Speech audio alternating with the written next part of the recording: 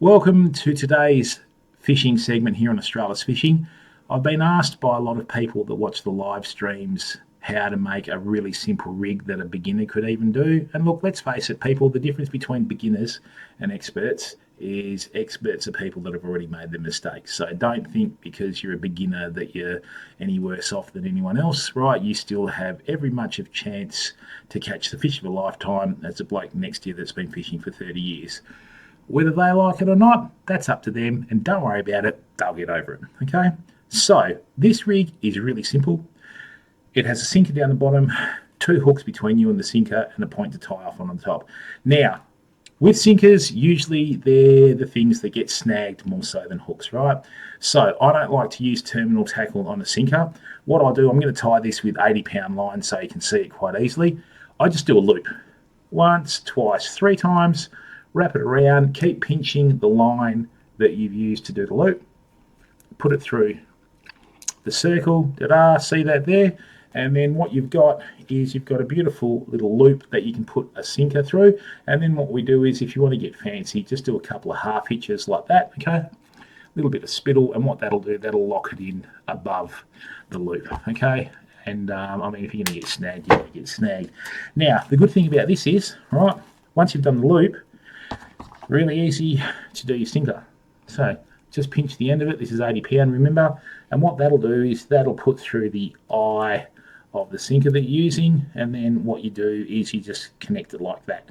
And I mean, with a spoon sinker like this, it's got a rounded edge, so the line will always sort of like cut in on itself. All right, 80-pound line's okay. If you use lighter lines, it may sometimes snap while you're casting. Now, the next thing to do is just a couple of dropper loops. With a dropper loop, what you do is you usually use twice the length of line that you want to make the dropper loop with. So this is probably about, I don't know, 40 centimetres here. All right, so what we do, we go left hand to right hand. 1, 2, 4, 5. Bring that through the middle of the loop you formed. Ta-da!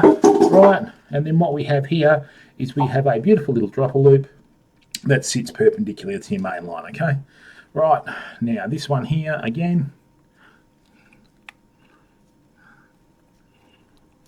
Okay. There we are. So what I've done is I've got two little sets of loops here, right, for the hooks.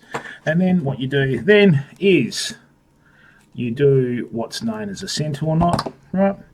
And with the centaur knot, this is a really easy knot and probably one of the easiest knots in the world, originally used at the 1974 Brisbane Boat Show by great Australian fishing writer and author Dick Lewis, right?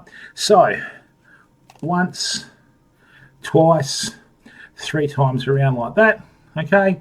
Put that through the middle of the three loops that you've done, and even though this is a really simple looking knot, what it does is it's got nearly 100% breaking strain, and it's a nice compact little knot. So basically what you've got is you've got your swivel, you've got your two dropper loops and your sinker. You can use that in a boat, you can cast that off the beach, and you can vary the length, vary the poundage of your leader, the weight of your sinker, the size of your hooks to suit freshwater, saltwater, jetty or pier fishing as they call it in the States, beach fishing, rock fishing, whatever you want to do.